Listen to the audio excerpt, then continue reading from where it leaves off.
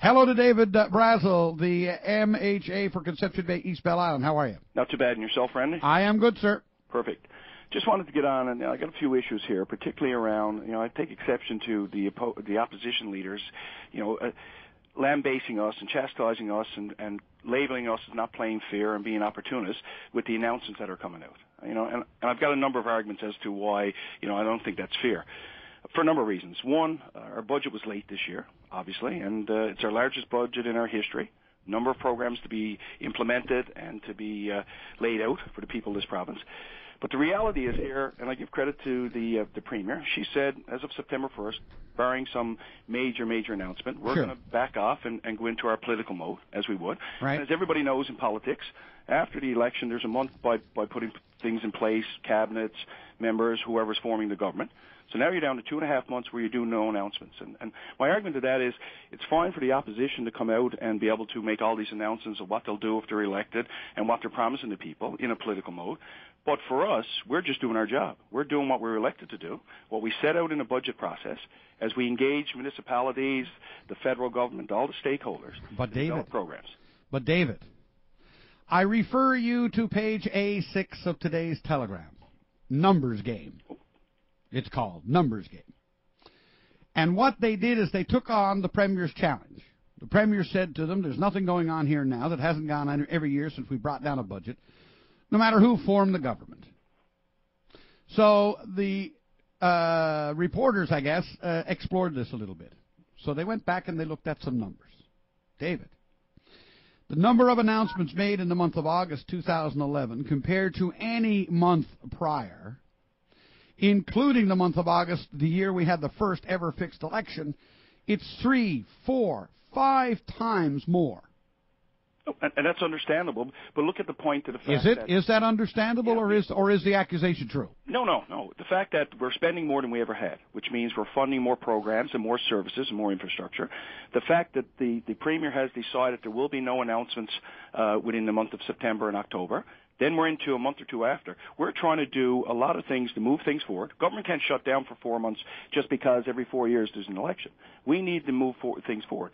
And Randy, in your process, too, in a municipality, when you allocate certain monies, you might allocate blocks of money, but then you negotiate the process of where it goes. Those people are waiting for you to announce because they've got to move forward on road improvement, if it's recreation infrastructure, if it's just funding a girls' club or a Girl Guides or a Boy Scouts type of organization. So we can't slow the process down. Announcements come. People are waiting. And it's not because it's a political opportunist here. It's a reality. We have to move things forward. In a political year, you've got 2.5 months by my calculation where you can't do those announcements. So as a result, you either got to, do them at the beginning or you wait until after an election, which then you're into your major part of the year to follow your year where people are waiting for their core funding. They're waiting for construction to happen. All right, I'm going to read the last of this to you because I think it's worth reading. He says, these are quick counts with a variation of 1 or 2 either way, depending on what one considers to be a funding announcement. But the overall picture is crystal clear. The magnitude of this year's pre-election spendapalooza is unprecedented. You could expect the Premier to be coy or evasive or simply use a stock line or two to write off the anomaly. But to stand indignantly in front of reporters and proudly declare that the money tour is just a normal practice defies credulity. I'm sensitive to the fact that the writ will be dropped in the next month, and I want to play fair, she said Wednesday. I hope everybody comments on that, because that is likely a first in the political history of elections here in Newfoundland and Labrador. We beg to differ. It's not a first for politicians to claim they're playing fair, and it's not a first for the facts to totally contradict them. No, and I agree. That's an opinion from somebody. But again, what I take exception to is that I'm doing my job. All my colleagues are doing it. Yeah, but when the announcements you're making in August of this year are 4 times what they were in August of last year or the year before, how can you argue? It's a testament to new services and programs and the partnerships. Oh, come on, David, please. It's a reality. And again, David, please, come on. But Randy, my other point is there's 2.5 months where we can't do announcements. Spread them out over the next 2.5 months.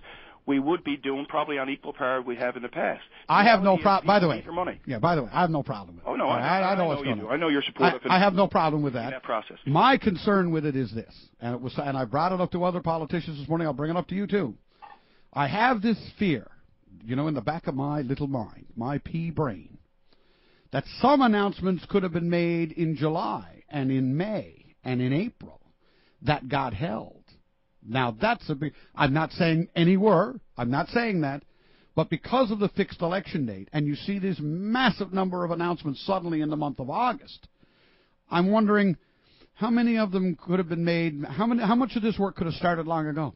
Well, that's a concern. Yeah, it's speculation, but if you go back... Pure speculation, absolutely. Yeah, we were doing it. In May 28th, I went to Belle Island with a beautiful $250,000 fire truck. You think it would have been to my advantage to keep that for this week? Well, you know, As they roll out, they roll out. Well, what do you think? Well, you know, there you go. Anyway, David, we got to wrap up. Yeah, my other challenge is, I mean, what are the opposition saying? That we shouldn't be operating? We shouldn't be supporting recreation and health care? We shouldn't be supporting the municipalities when they're doing infrastructure? We should say to the business world, you're going to hold off 4 months because the opposition feel we got an unfair advantage because we're the government in place to do what we're elected to do. And that's what my challenge out there then is. There you go, brother. Good to talk with you, David. Thank you, sir. Have a good weekend. You too. Have a good one. We'll talk again. Take care. That is David Brassel, the incumbent Conservative in Conception Bay, East Belle Island.